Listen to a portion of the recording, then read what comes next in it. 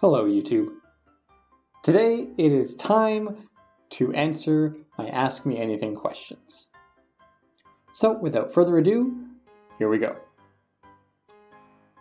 Polar Bear 21 asks, "Congrats! What's your favorite video game?" Assuming you play, of course. Well, first of all, thanks. I don't really have a lot of time on my hands these days for video games. So I have to say that my favorite game at the moment is Kingdom Rush, because it's something I can just quickly pick up and play for a short time to relax. I've always loved tower defense games ever since desktop tower defense, and Kingdom Rush is by far my favorite of that genre. Feminism is for Nobody asks, "I have a higher percentage of female viewers than you. Why do you think this is? Is it my sexy, annoying, high-pitched voice?" I do have a very low percentage of female viewers, much lower than I'd like, and I think I might know the reason. So you, Fiffin, despite being a nearly unbearable cunt, draw your audience from the general anti-feminist community. I, on the other hand, began my channel mostly with focus on Gamergate. I think if you look at the demographics of those two groups, anti-feminism actually has a much higher percentage of women than Gamergate. Prince Judar asks, "Not to brag or anything, but I claim most of that female percentage. What do you think has been your biggest mental challenge to date?"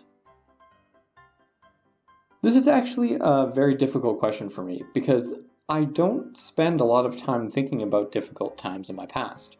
When I think about the past, I usually try to focus on the good things. It's also difficult to answer this without giving away anything about my identity. So with that in mind, I think the biggest mental challenge I can tell you about, this is mentally as opposed to emotionally, would be my attempt to pass calculus in high school. Growing up, I was always very good at math, and at algebra in particular. Basic algebra is really nothing more than simple logic, and that's always been easy for me. As a result, I pretty much coasted through most of high school math, but then I suddenly hit a brick wall when it came to calculus. Suddenly math was more about memorizing formulas than logic, and I started to fail hard. I couldn't afford to fail this course, so I got my friend to tutor me, and I mentally worked my ass off to turn my 30-something% into just over 50 by the end of the year. Bubska II asks, "Questions. Does being a Patreon supporter get me an extra question?" No, it doesn't. I appreciate your support, but I don't like the idea of giving Patreon supporters anything extra. Viewed from the perspective of someone who can't afford to give anything, it could be viewed almost as a punishment.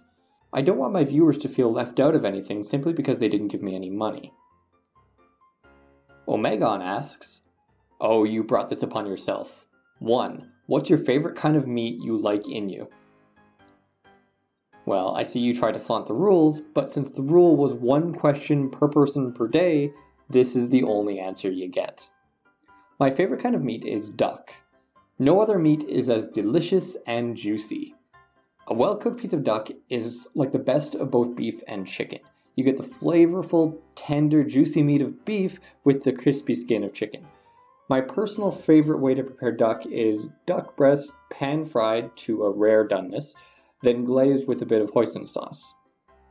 Duck fat is also my favorite cooking fat, and pretty much anything you cook in duck fat will end up tasting delicious. Red Robot asks, "So questions. Who's your favorite robot?" Not me, obviously. So I'm naturally excluding androids and cyborgs from this answer, so I'd have to say Wall-E, who is the star of one of my favorite animated films. To me, he epitomizes what a robot is, and I love the way he manages to express emotion without needing a human to interpret them for the audience. A close second here would be R2-D2, but I feel he was a bit tainted by the prequels. Sergeant Major Wendigo asks, "When are you planning to make aliyah and fulfill your purpose as a Jewish unperson, you Zionist MRA feminist shill?" I actually had to look up what aliyah was because I'm assuming you aren't talking about the dead singer. And apparently it's a program where Jewish people can go visit Israel, or live in Israel, I'm not sure exactly. But personally, I would love to visit Israel because I like exploring areas with a lot of history. I also have a couple of Israeli friends who could probably show me around. Not exactly a bucket list activity, but something I'd like to do. No plans on when that will be, though. I should note, though, that when addressing me, you want to know that I'm not Jewish, Zionist, MRA, or feminist, or a shill. I'm an unperson, though, seeing as I'm actually a disembodied eyeball on the internet. Robert Nickel asks, "Well done, mate. Here's to the next 500. How have you changed as a person since your first video to now?" I think the biggest change has been in my knowledge, specifically about the world of identity politics, feminism, men's rights, all that stuff. I've also improved my video making skills, I think, and on a more personal level, I think I've improved my confidence levels in terms of my ability to actually speak to the public in video form, as well as my ability to speak in a live stream. I've also discovered that there are more people out there than I thought that I have trouble relating to. I'm actually very good at relating to most people in my day-to-day life. I actually consider it one of my best skills. But I've found several times since I started this channel that on some streams I encountered people I simply didn't get at all. This may be because it's not face-to-face interaction, or it could be just some fundamental difference between us. In any case, I think it's a good thing because it means that there's still tons of things for me to learn. KneeGodMad asks, "Congrats, dude, keep up the good work.